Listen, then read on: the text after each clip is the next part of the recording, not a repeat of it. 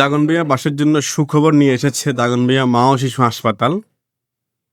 খুবই অসাধারণ সুন্দর ডেকোরেশনে অত্যাধুনিক যন্ত্রপাতি দিয়ে তারা শুরু করেছে থেরাপি সেন্টার।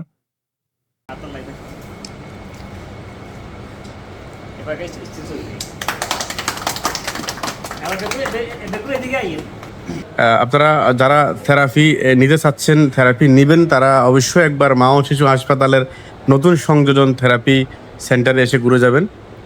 এখানে তারা রেখেছে, আমরা দেখতে পাচ্ছি ঘুরে ঘুরে একদম অত্যাধুনিক যন্ত্র এবং কি সকল রোগীকে ভর্তি রেখে এখানে সুস্বাস্থ্য দেওয়ার মতো পরিবেশ তারা করেছে।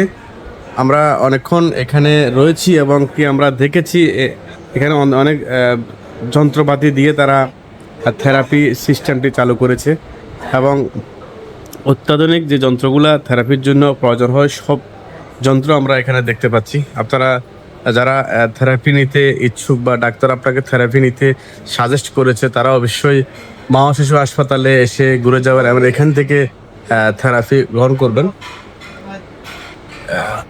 তারা ভিন্ন ভিন্ন কয়েকটি চেম্বার করেছে এবং কি আলাদা আলাদা বেড রয়েছে।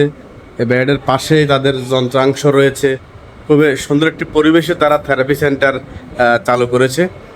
দাগনভূঞাতে এই প্রথম এত সুন্দর সুশৃঙ্খলভাবে থেরাপি সেন্টার, এটি হয়তো প্রথম। সুন্দরভাবে তারা বেডগুলো সাজিয়েছে এবং কি অত্যাধুনিক যন্ত্র দিয়ে তারা এই থেরাপি সেন্টার চালু করতে যাচ্ছে।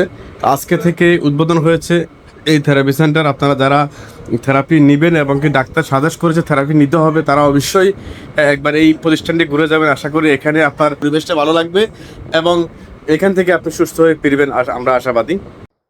ফিজিওথেরাপি ও লেজার সেন্টার শুভ উদ্বোধন উপলক্ষে আয়োজিত আজকের এই অনুষ্ঠানে ফেনী জেলা হসপিটাল এবং ডায়াগনস্টিক অ্যাসোসিয়েশনের পক্ষ থেকে আমাদেরকে যে আমন্ত্রণ জানাচ্ছে, তার জন্য ফিজিওথেরাপি লেজার সেন্টারের কর্মকর্তা কর্মচারীবৃন্দ সবাইকে অসংখ্য ধন্যবাদ জ্ঞাপন করছি। তার পাশাপাশি প্রতিষ্ঠানের যারা কর্মকর্তা এবং কর্মচারী দ্বারা এই প্রতিষ্ঠানটি পরিচালিত হবে, মানুষ যেন সেবা পায় এই দৃষ্টি রেখে মানুষের সাথে সুন্দর আচার ব্যবহার করে সেবা দিবেন, অটোমেটিকলি রুগী অবশ্যই আসবে। মানুষ যখন সেবা পাবে তখন মানুষ আর বাইরের দিকে বিমুখ করবে না। আপনার এই প্রতিষ্ঠানে ইনশাআল্লাহ শুভ উদ্বোধন ঘোষণা করে শুভকামনা করে আমি আমার বক্তব্য এখানে শেষ করলাম। আসসালামু আলাইকুম। আসসালামু আলাইকুম রহমতুল্লাহ। আমি সোহাগ। আসলে বহুদিন ধরে ফেনী জেলাতে অনেকগুলো ফিজিওথেরাপি সেন্টারে আছে, দাগনভূঞাতে দুই একটা আছে। কিন্তু আমার একটা চিন্তা ভাবনা হলো ফিজিওথেরাপির পেশেন্ট বেশি দাগনভূঞাতে বেশি। আমরা যেহেতু শহরে ব্যবসা করি, জেলা শহরে দাগনভূঞার অধিকাংশ পেশেন্ট দেখতেছি আমরা ফেনী যাচ্ছি। কিন্তু ফেনী যাওয়ার মূল কারণটা হলো এখানে যারা ফিজিওথেরাপি যেগুলো আছে এগুলো হয়তো মানসম্মত, কিন্তু হয়তো টেকনিশিয়ানের অভাব আছে। আমি যেটা এখানে করছি ফিজিওথেরাপি অ্যান্ড আপনার লেজার সেন্টার, এখানে অত্যাধুনিক যন্ত্রপাতি এবং আমার সম্পূর্ণ সেটা বলে ইন্ডিয়ান। ফিজিওথেরাপি সেন্টারে ধরেন 90% যন্ত্রপাতি আমাদের কাছে আসেন, হয়তো 10% যন্ত্রপাতি সেখানে হয়তো কনসালটেন্ট লাগে, এই জন্য আমরা এখানে নিয়ে আসিনি। আমাদের এখানে বিশেষত হলো যে মহিলাদের জন্য মহিলা ফিজিওথেরাপিস্ট এবং বিএসসি করা, পুরুষদের জন্য পুরুষ ফিজিওথেরাপি তাও বিএসসি করা, এবং প্রত্যেকটা ফিজিওথেরাপিস্ট আমার মিনিমাম 10 ইয়ার্স 10 বছরের অভিজ্ঞ যারা, তাদেরকে আমরা এখানে নিয়োগ দিয়েছি। বিশেষত্ব হলো এটাই যে অভিজ্ঞ এবং কি লেটেস্ট মডেলের কিছু যন্ত্রপাতি এই ইকুইপমেন্ট দিয়ে আমার এই প্রতিষ্ঠান সাজানো। ধন্যবাদ। আপনি একটা ভালো প্রশ্ন করছেন।